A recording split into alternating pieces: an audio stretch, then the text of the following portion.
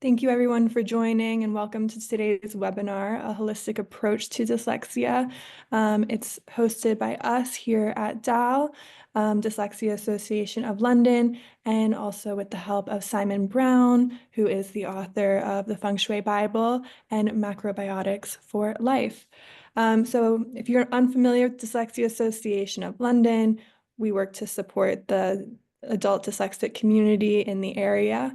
And Simon will be sharing his tools today on how to improve focus, boost confidence, and explore supportive techniques.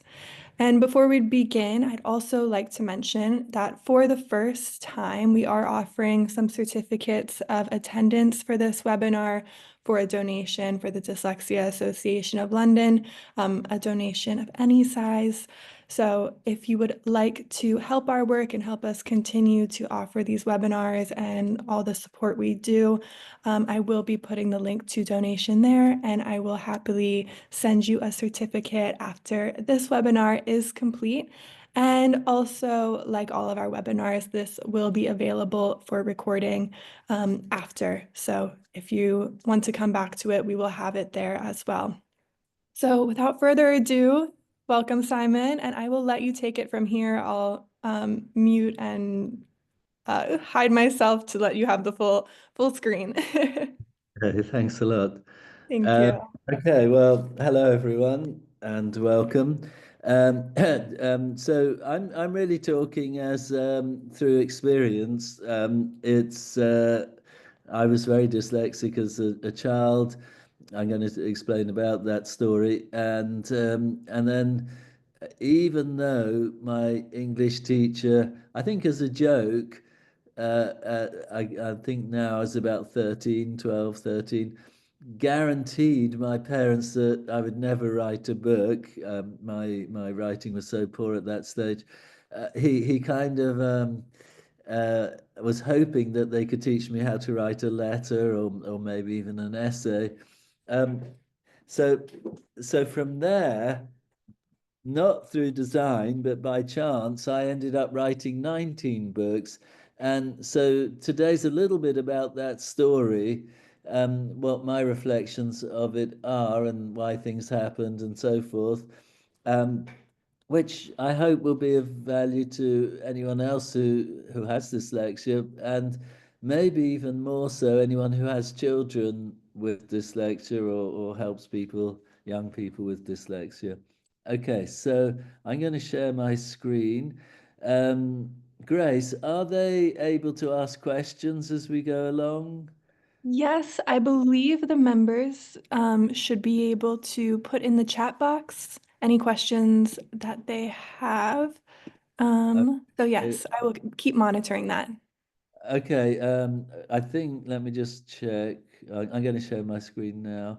Great. Uh, I can't see the chat box when I'm sharing my screen. So if you see any questions, just Will interrupt, do. read them out to me. So people attending, please feel free just to type in the chat box, and Grace will read out your question to me as we're going along.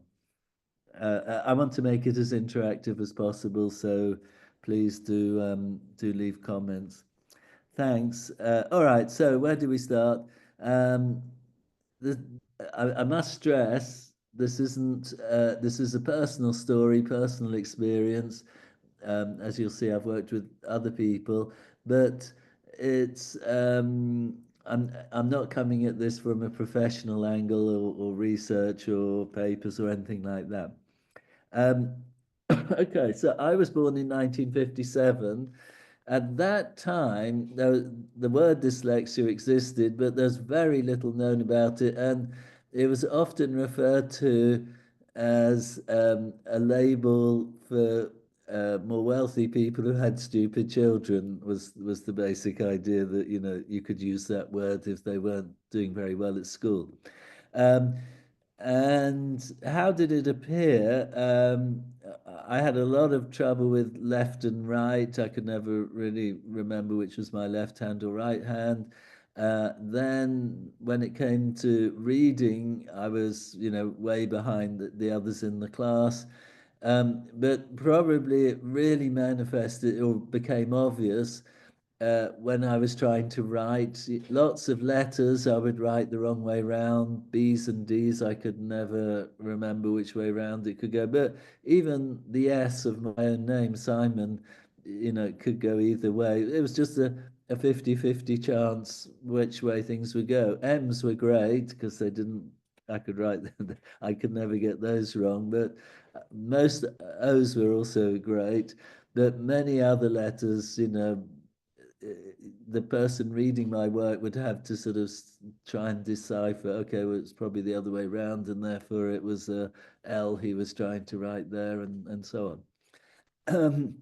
So not only which way around the letters were, but when there were two vowels together, like for boat, I would get the O and the A muddled up, but I's and E's, that would be the same thing. And so the apart from the letters being the wrong way around, often the letters in the word would be a bit jumbled up, and it meant that I could spend ages with my tongue out trying to put a sentence together, but no one could actually read it anyway. Even me, I couldn't read my own writing later on. So in those days, it was very common to have a test um, every week or something. Usually it'd be maths and English type test. And then they would pin in the corridor on a board the results, with the person who got the top result coming at the top of the list and going down.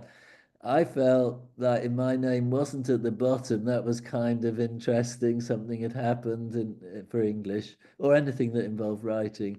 Normally I'd be in the bottom three of those kinds of things. So it was a big struggle at school. And I think a lot of children, myself included, there's a tendency to adapt to that reality. Um, and when I got to 11, my parents changed me to another school that claimed to be able to work with dyslexia. I think it was a bit of a scam, really. They did have a smaller class size, which might have helped, but other than that, they didn't actually have any technique. So again, we're in the 60s. It's not, the ideas around dyslexia weren't very well developed then.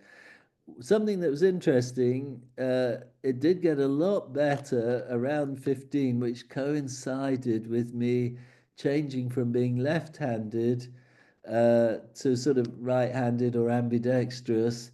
I noticed, playing table tennis, that if I swap from my left hand to my right hand, I could actually play as well or better. And in carpentry, if I was sawing a piece of wood and changed hands, that was really handy. I could just keep going with the other hand, but they seemed as good as each other. And so I kind of wondered later whether this sort of cross connection between hands, left and right hands, and the connections in my mind, something happened there that actually started to make my ability to work out what was my left and which was my right hand easier, and left or right with directions, etc.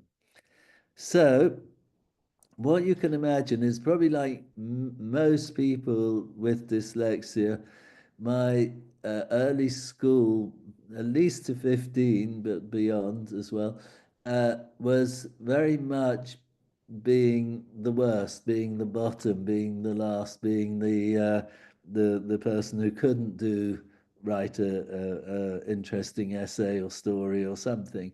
Um, but contrasted to this was my mother. So she was a primary school teacher. Naturally, I would say a very positive person, very proud of myself and my sister and brother and so on.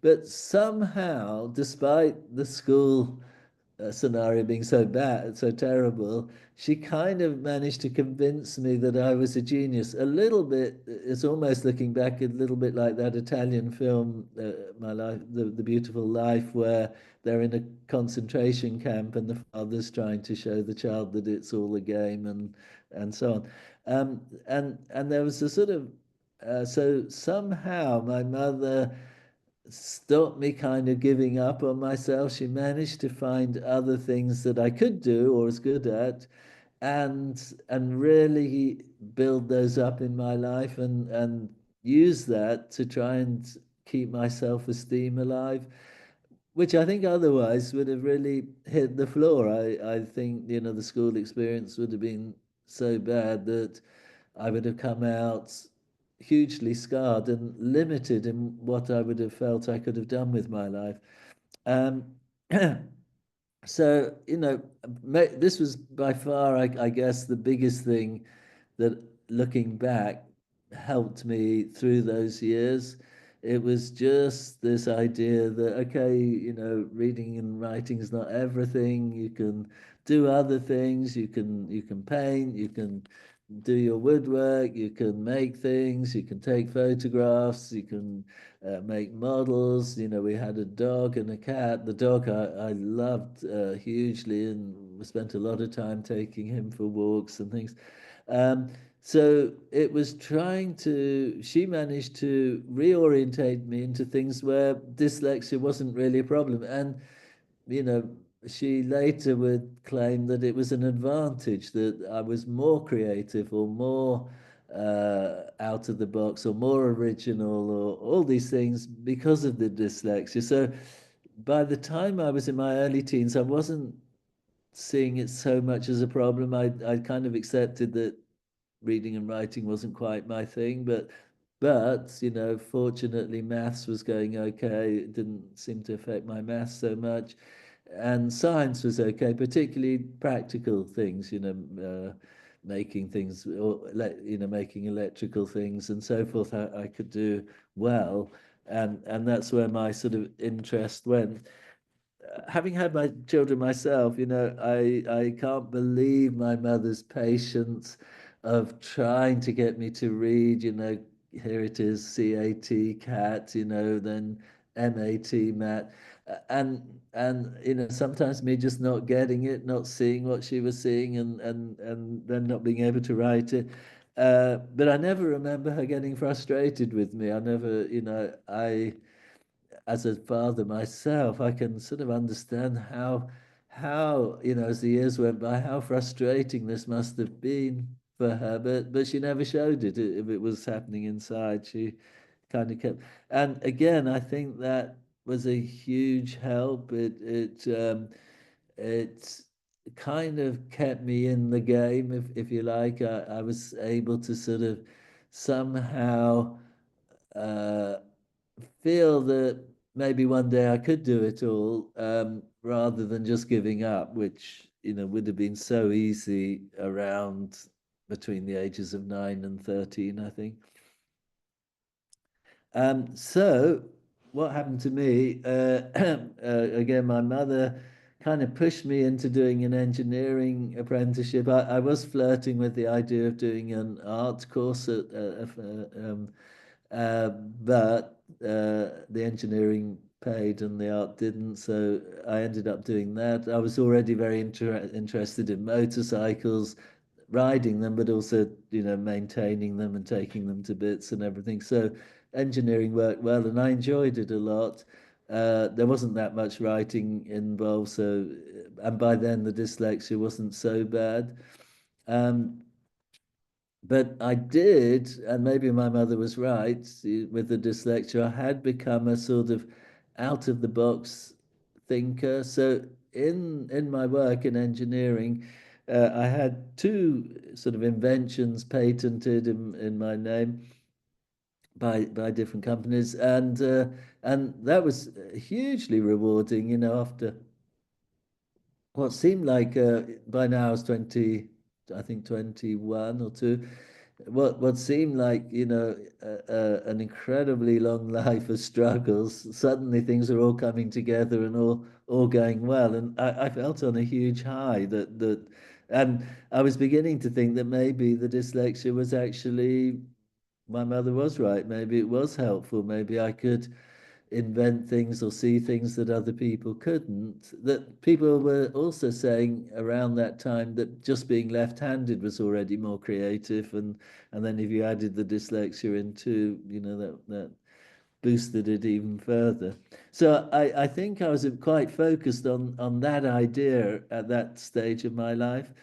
I went through a sort of sea change where, through my sister, I got very interested in macrobiotics, healthy eating, healthy lifestyle, and philosophy. And through that, I met Shizuka Yamamoto, who I studied shiatsu with, which is a kind of massage that uses meridians like in acupuncture. And I love that. It was again just a hands thing, it's probably feeding off the childhood carpentry and hand orientated things. And that went really well. I had a great time with that. It's people orientated. It was being a good listener, trying to understand people and have a conversation out of which different ideas might emerge that they could use to improve themselves. Um, and then I met Takashi Yoshikawa and studied Feng Shui. This was all happening whilst I was the director of a charity in London called the Community Health Foundation. At that time, it was at Old Street. Later, it moved to Finsbury Park, um, and became the Concord Institute as well. Uh, so my career was actually going better than I could have ever imagined. It was lots of things were happening in my life, and uh, I guess I was a bit like a plant that had struggled for a long time, but was still alive and kept growing. But then suddenly all these flowers emerged on the plant, and that's how it kind of felt. Suddenly my life had opened up. Maybe for other people, this was how their whole life was. This was normal, and I'd just been a bit submerged in my learning difficulties. And then once I got past that, life really flourished. But who knows? It certainly for me, it felt good.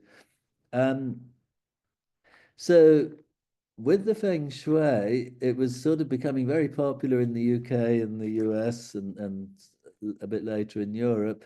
And lots of people wanted to write articles on it, and I helped them. And then someone asked me to write a book from HarperCollins, and I've been doing a lot of lectures, and I sort of had my standard lecture, if you like, which I thought, well, nothing else, I'll just write that into the book, and which I did. It wasn't so difficult, mainly, and I'll talk about this later. But who would have thought? And my English teacher would have never predicted that, back then in the 60s when he was talking, who would have thought that by the 90s we'd have computers, and I could just look at the keyboard, press the key, it would have spell checkers, and so writing would become so much more easy for someone like me, which it sort of was almost like a door had opened in my life,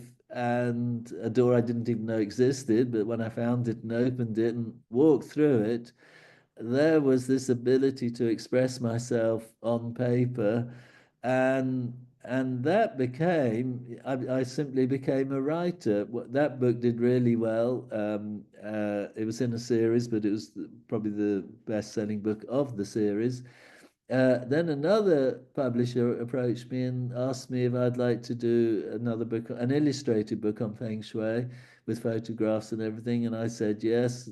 They're what was called a book packager. So they would design the book and then sell it to publishers who would then organize the printing. But that book then went on to sell nearly 1 million copies, weirdly enough, including Japan and China and places you would think they wouldn't want an English guy writing about Feng Shui. So money was coming in. Of course, if you have one big selling book, everyone else wants you to write a book. And so I was just at the peak, I was writing 2 books a year, but at the minimum, at least 1 book a year. And this was going on from the late 90s, to around 2010. It was a long journey. Uh, Very exciting. I could have a laptop and go anywhere. I could take the kids to the museum and write another chapter. We could go to France and Italy and all kinds of places. So my whole life now had sort of moved into the very domain that I'd struggled so much with for the first 20 years. And it was a kind of odd thing to have happened. And I reflected at the time and still feel that, without my mother's encouragement and positivity, and without retaining some kind of self-belief and confidence, I just wouldn't have gone down that. I would have said no when the opportunity to write a book came up, and so it struck me that, I was lucky to get the opportunity. It wasn't planned. I wasn't looking to write a book, but when I did, when that opportunity fell into my lap, to say yes was the important thing in that moment. That was the opening of a door into a whole new world for 15 years. And um and so I became very confident about writing. I enjoyed writing a lot, and I wrote 2 novels among those 19 books. And I used to be always reading and thinking about books and talking to other writers and so forth. It became a big part of my life. Meanwhile, Simon, we have a yeah, question in the chat box. okay, If you go would, ahead. yeah. What questions would you advise dyslexics to ask themselves when choosing a career to help them avoid starting a career that might not be suited to them, either for teenagers or those older making a career change to help them achieve the sort of outcomes and satisfaction you've achieved? Well, I would say that it's trying to help people develop interests at a young age, if you're a parent, for example. Trying to, I think if any child, dyslexic or not, has big interests in life, that um, that promotes self-development and learning and inquiry and a sort of curiosity and an enthusiasm to kind of understand and develop. But I guess the ones that I felt attracted to that didn't, dyslexia wouldn't have really been a problem, was art, or anything in art and creativity. But it could be crafts. I at school I liked woodworking a lot, but later on I guess I like more car maintenance and motorcycle maintenance, those kinds of things. But these were all just using my hands. And then, of course, shiatsu came along. I think other people I know with dyslexia, uh, tend to be good, often good listeners and make good therapists. But it would be anything really that the person felt, at least at this stage in life, if they had a handicap with reading and writing, it wouldn't matter. It wouldn't limit them in their career. So let me know if you have any further questions around that or any other questions as we're going along. And Grace, Thank feel you. free to interrupt. That's good. All Thanks so right, much. you're welcome. So while all this was going on, uh, in the writing phase, I had 4 children and then one much later. So of those 4 children, we'll come on to that in a minute. So just to go back, what would I think? So I think positivity. I did find that in my teenage years and onwards, I would have sometimes bouts of depression. I think if you take any human, put them in a group environment like school, and you're having tests and there's competition and there's a sort of a hierarchies developing and so forth. If it's all set up so that some children are just coming bottom all the time, their own emotional well-being is compromised. And what happened to me, I felt, was that, you know, I was a bit prone to depression in my, I can't remember and being depressed before I was 11, but certainly from, or maybe I was from, but certainly from 9 onwards, I can remember different times of being quite depressed. And then late teens getting, you know, I might be depressed for a whole week or something. Uh, and that's come back now and again. And I think it's just a sort of emotional scar that maybe it was all starting when I was 7, 8, 9. I can't quite remember, but sometimes I think things happen to us, they're unconscious, and then they start to come out later in life. But anyway, for sure, I don't think the school experience was helpful, and it was only through my mother's endless abundance of positivity that I managed to get through all that without, well, you know, being more damaged than that. And you know, it wasn't all bad. I had friends there, and there's things I liked to do. I was sort of probably the tallest boy in the class, and I could look after myself, so bullying wasn't a problem. And I know other people it was, and that damaged them too. So school is a bit of a kind of difficult place for young children, and getting through school intact is always going to be a challenge. But I think because of that, you know, super positive parents really help, and that's what I would identify for myself. And keeping the confidence, keeping some kind of self-belief. If you can't write essays or summarize a book or something, find something else and focus on that. You know, if it's sports or arts and crafts or maths or science, you know, it doesn't matter, but to have something going on that's really uh, confident building, and that sort of self-belief, and somehow to have that trust in life, you know, that things will get better, that things can get better. um, I think again, maybe largely from my mother, you know, she encouraged interests. And if I became so interested in those things, they would that interest would often exceed the disappointment. So sort of alleged school failures wouldn't seem so bad if I was doing something else that I could see was going well.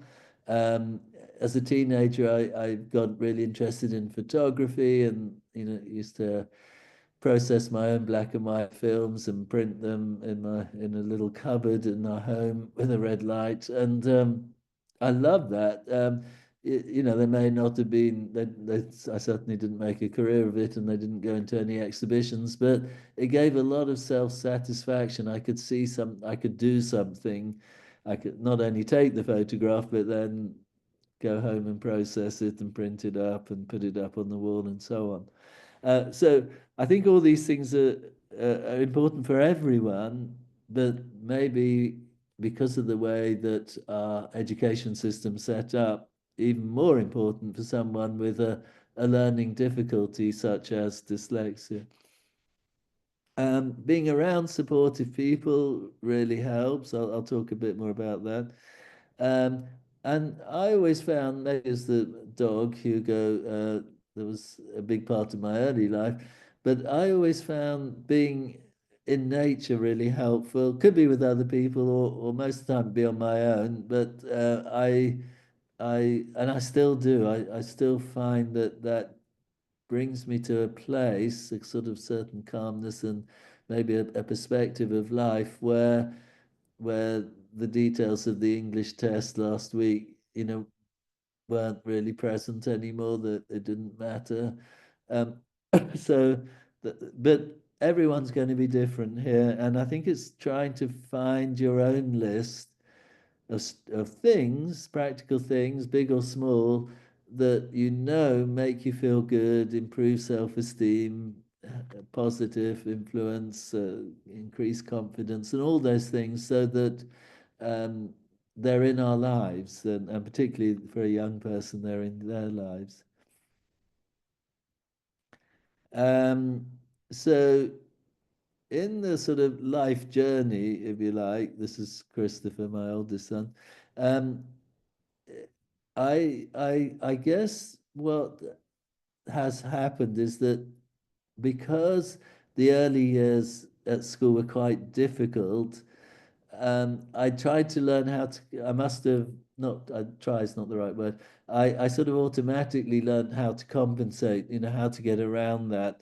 What could I do to still be, part of society and included?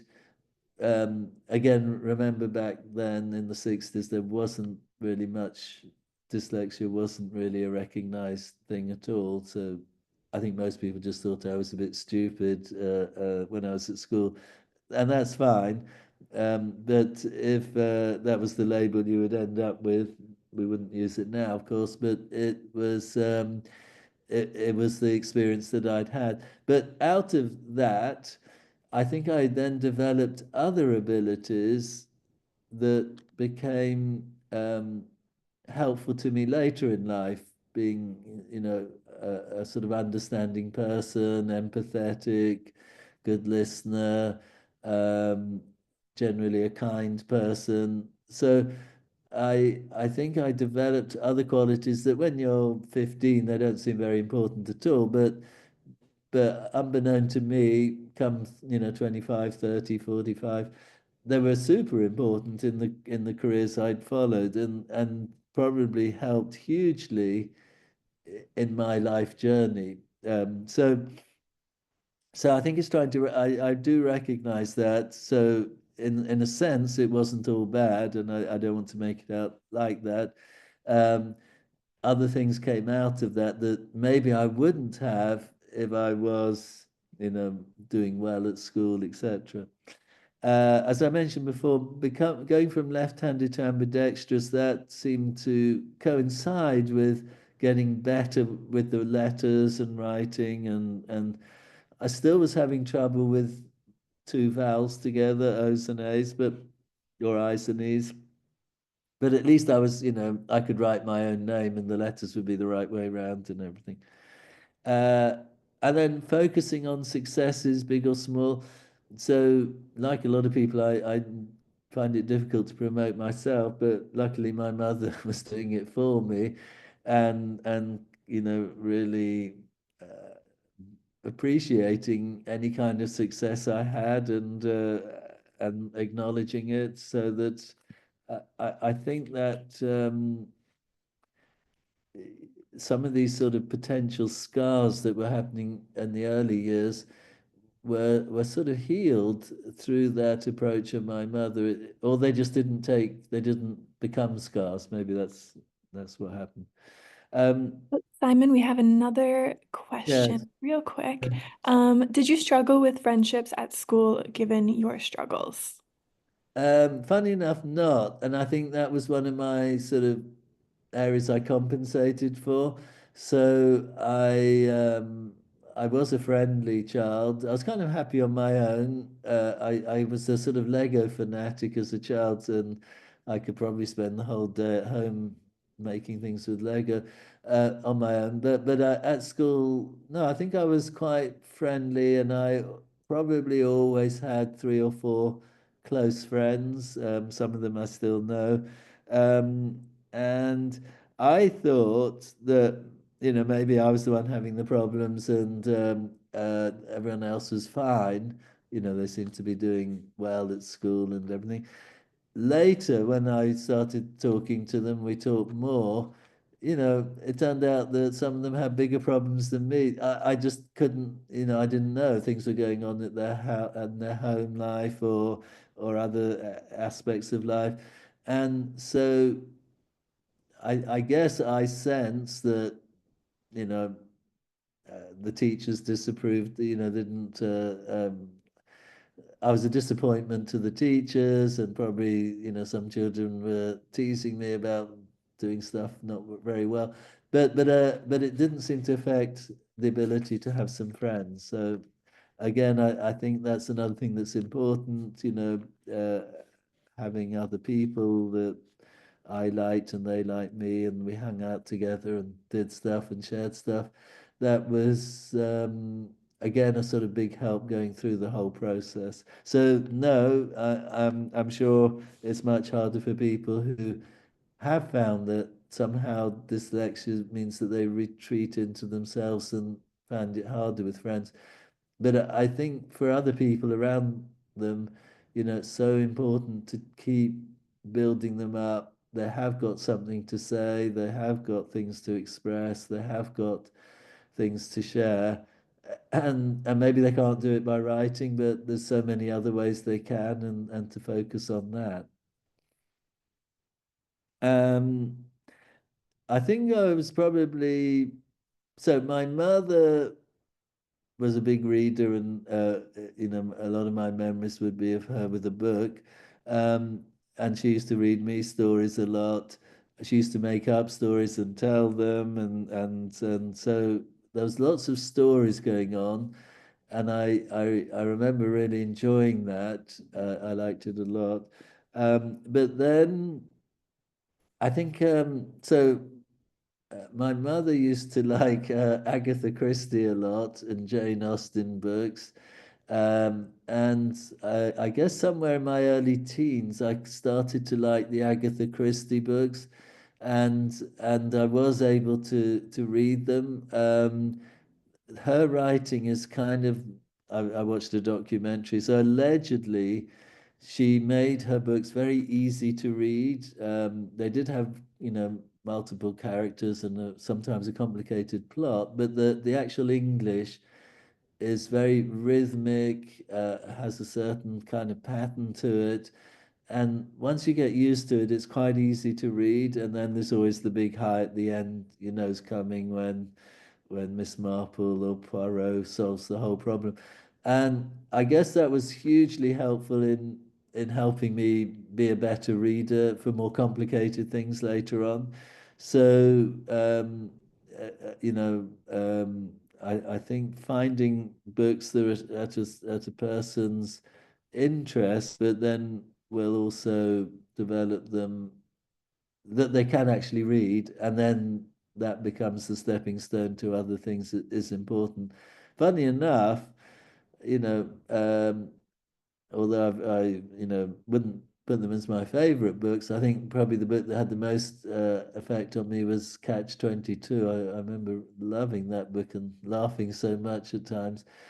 But now, if I was going on holiday, I probably would take an Agatha Christie book along with me because it's just so soothing, the sort of rhythm of her writing, the flow of it, the getting to know some characters in a situation, and then the very predictable unfolding of the plot. Um, another big life changer was the becoming a father. I think something happens to us uh, biologically or chemically. With women, it's kind of very obvious with hormones and physical changes, but I think for men too. And I felt that I partly sort of became a different person because of that. And rather than being the son, I was now the father, and that big change, I think, particularly my kind of standing, how I saw myself in the world, also changed. and that was very helpful in all areas of life. I did become a sort of taller person, metaphorically, as someone who was um, felt, I got to a point where I could look after myself and other people, and that was a big step in life. Um, and then, as I said before, who would have thought in my childhood or school days that there would be these machines that would help me write? And now it's even better because you can dictate into your computer and you don't even have to worry about finding keys. So, technology has kind of, luckily for us, changed the situation for people with dyslexia in that uh, the ability to put thoughts into words is much easier, and therefore, there's from that point of view, it's I think even more important not to let the handwriting or the literal reading set someone back. Um, Sort of, I guess, inevitably, out of five children, one of mine showed signs of dyslexia. His mother had moved back to America, so he was in the American school system. They started a year later, and so he started at 6, and then at 7, his year didn't go very well. So in America, then they put you back a year, so you'd have to repeat it. Um, and we didn't think that would be very good for him. So we decided we'd let him come to the UK and try school here, and then with my help, see how he got on. The UK, the school starts at 5, so rather than going back a year, he was actually going forwards a year. I spoke to the school, and they didn't seem to think it was a problem. They said that, they would keep an eye on him and manage him. His school in America finished in May, and then the school in London started in September. So there was 5 months that I could sort of help him go forwards a bit. And so my partner and I tried lots of things with him. There was a book, it was almost like a sort of homemade book called The Brain Gym. I'm not sure if it's available anymore. But it had all these exercises you would do with your hands, like two infinity signs, or, one hand up and one, or crawling with your hands and knees, or some sort of hand and foot coordination with walking. Um, and, or, straight line down and squiggly line down, all these things that would require quite a lot of coordination. Um, and so we did that with him every day. He loved stories all right from the beginning, so that was no problem. And the book he loved the most was Tintin. And so in Tintin books, if you've read them, there'll be sort of cartoon dialogue going on, but every now and again there'll be something like boom, and the words will be large and just one word, or crack, or something and before long he was reading those words well, and then he was starting to try and read the others. But it was his own enthusiasm that was helping him do that. He really, really wanted to understand what Tintin and Captain Haddock were saying. So that was good. Completely against my sort of feelings and intuition. Um, we decided to try Kumon Maths. Someone else had recommended it hugely, which is this very repetitive way of learning. Basically, the children do about 20 minutes a day, little sort of A5 sheets of paper with, 2 + 5 equals, and then they have to write 8, and it's very repetitive. It just, it's just going on and on. And so the you could it starts with just drawing in dotted matrix of, so you can write the numbers, and then after that it goes on to simple one, two, three, and then it goes into addition and it goes all the way through to algebra. Um, so he didn't particularly like them, but they sort of give you rewards and they're very encouraging. So they give you a week's worth of papers to do, or they did then. It's probably all online now.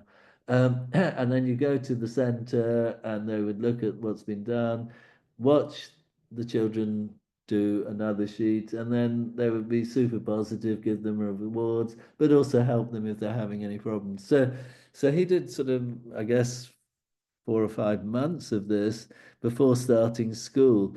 And interestingly, it had incredible results. So when he went to the school, he was always either in the well, he's always in the top three whenever they did a maths test. So although his English wasn't great, his maths was fantastic.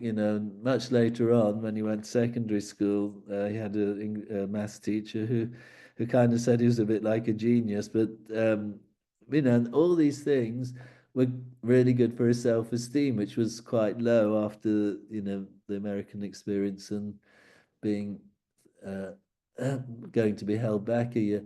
So so I felt that actually that was really good. The Kumon Maths, against my initial thoughts, was really worked well for him.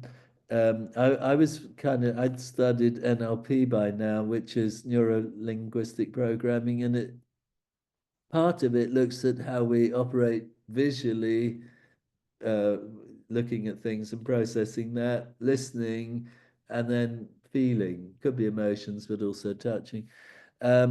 And what seems to have emerged now is that touching things with hands, cooking, knitting, carpentry, making things, is very important to the mind and the brain development. uh, and that people who spell really well are visual, they can see the word. I could never, I found this, I couldn't do it. I can now, but with some, it's not easy. I have to really concentrate.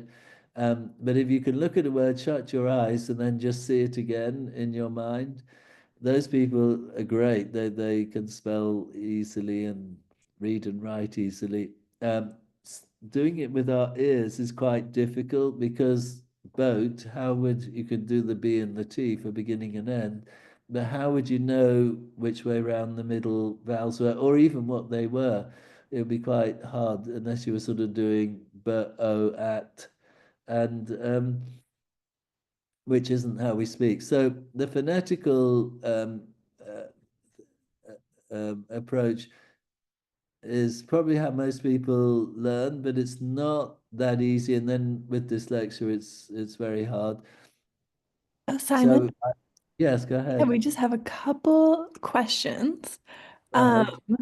yes, so just to not get too far behind on them. And then also we do have just 12 minutes left, just to give you a little time check. Yeah, Um, okay, that's good. so one question is just, do you share with people in your everyday life that you have a learning disability, or is that something you don't share with people? No, I haven't. I certainly didn't at school because it was the people with uh, wealthy or educated parents having what stupid children was the label. So no, I did later. I think in my late teens, 20s, I shared with with my friends. Um, and that's where I started to find out that even though they didn't have dyslexia, they had other problems that might have been just as bad or worse than I was having at school, or in that stage of their life. So it sharing and talking about that did help me put it more into perspective. I could see that it wasn't the worst thing that could have happened to me, when I heard other people's stories. So yeah, Great. that's no, I don't normally. And another question is in regards to the book you mentioned. I believe it was the mental gymnastics book. Oh, It's just uh, what's the book exactly?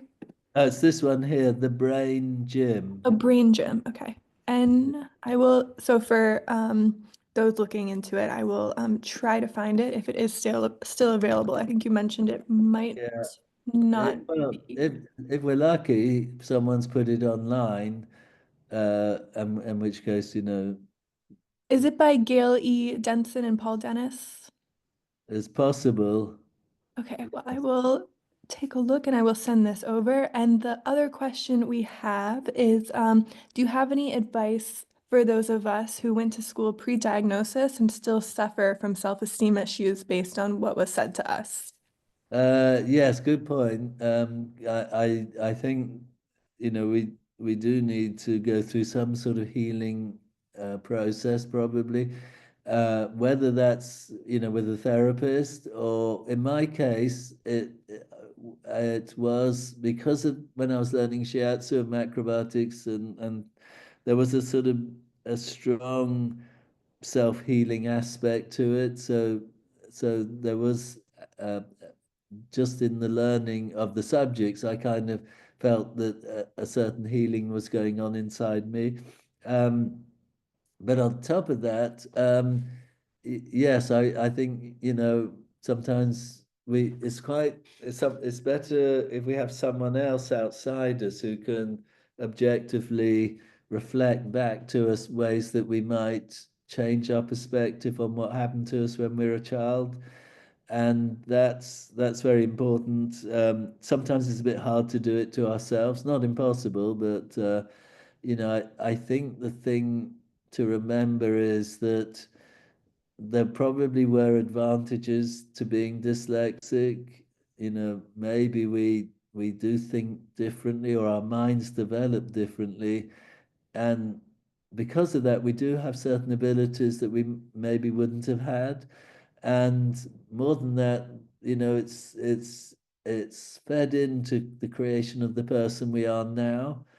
And if we can love ourselves as we are now, then we would have to include in that the dyslexia and whatever that produced when we're at school as well. It's all part of who we are. And I think the main thing now is to feel okay. I've been on this life journey. This is where I'm at. I'm still alive. I'm still functioning. I'm still doing things. I'm still with friends, sharing all kinds of things are happening, and try and focus on where are you now and what do you have, and see dyslexia as maybe a healthy part of all that, as an okay bit, or the school traumas as feeding into who we are now, not necessarily in a negative way, but in a more sort of neutral, because if it wasn't dyslexia and if it wasn't learning difficulties, it could so easily have been something else.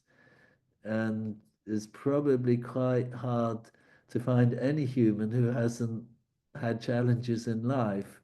I think that we have challenges is normal. It's inevitable. So it's not the challenges, it's not the dyslexia in our case, it's how we overcome the challenges that matters. And how do whether it's relationship challenges, financial challenges, health challenges, it always comes back to how do I work through that, and does all of that feed into me being who I am now? And can I love that? In which case, I may as well appreciate and love the challenges as well. Does that make sense? Yeah, I think that makes sense. And we Yeah. have 5 more minutes, so Okay. if there's anything else you want to talk about, feel free. Yeah. So just quickly, I think I've covered the other things. But whatever you do have as an interest, go for it.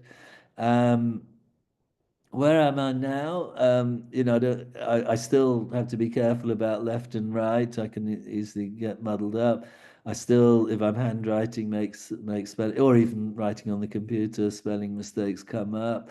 If I'm writing, I always get other people to check it, and I've noticed that I've maybe this is a positive too, tend to be more collaborative with other people than just trying to do it all by myself. And I think certainly with the books, that made the books better, and other things I've done since, it's helped.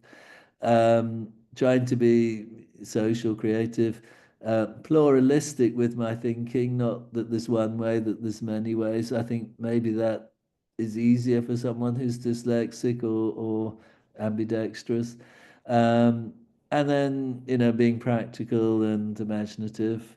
Um, I think that my whole learning difficulties have made me a better teacher, first to my own children, but also in the courses I run. I think I'm much better at understanding how people learn and develop. And I'm much more philosophical about, the alleged failure.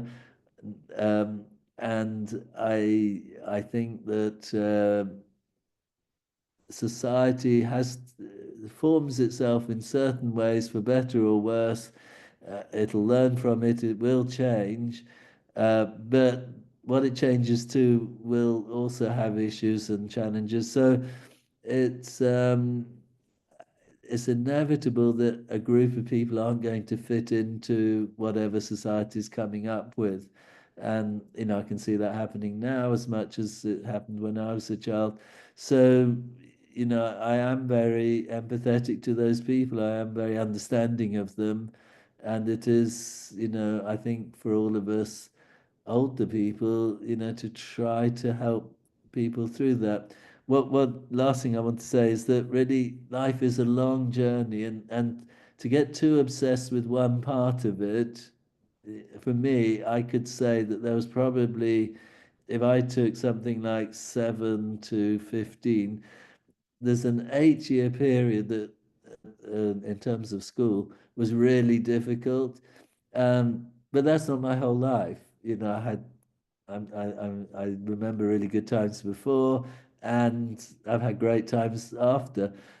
So it's a long journey. Try and keep our perspective on the whole life, not one one part of it, particularly in time. And look for the opportunities to self development.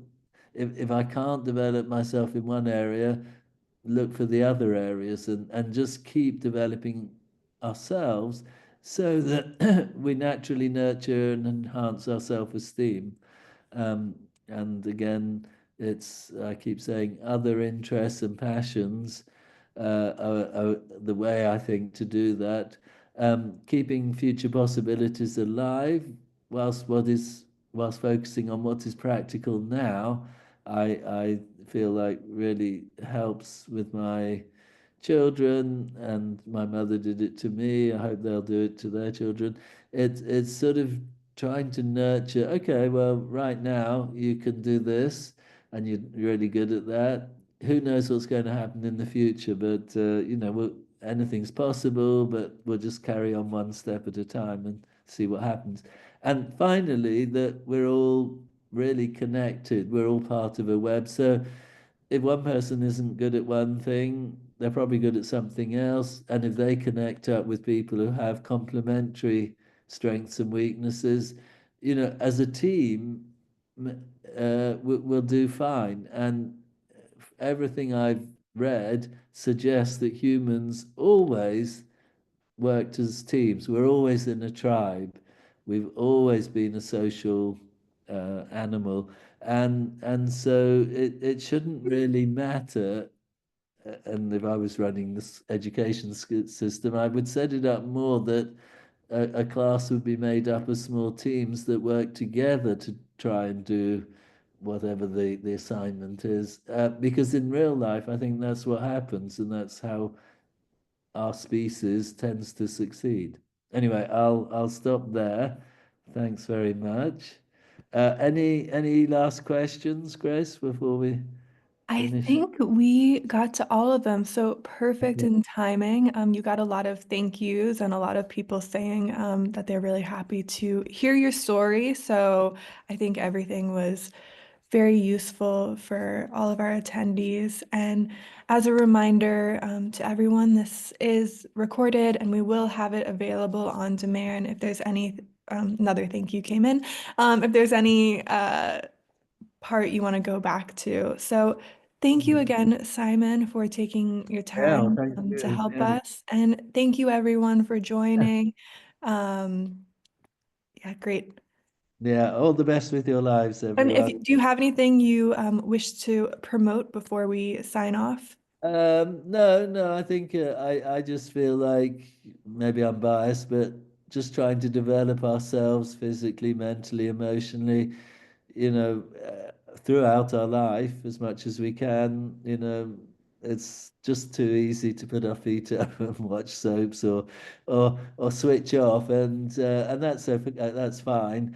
But I think we don't want to switch off too much because then we atrophy. That's the problem, and particularly with our minds. People go to education and university and everything else, and then there's a risk they switch off. But if we don't, and particularly if we had learning disabilities, we can continue and catch up and go as far as we want in our adult life, which is what I found I did.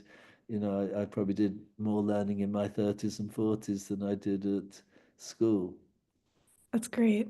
Well, thank Yeah. you so much, Yeah. Simon. Yes, have a great rest of your day, and we will be sharing this recording with everyone shortly. Okay, thanks, Grace. Thank you. Bye.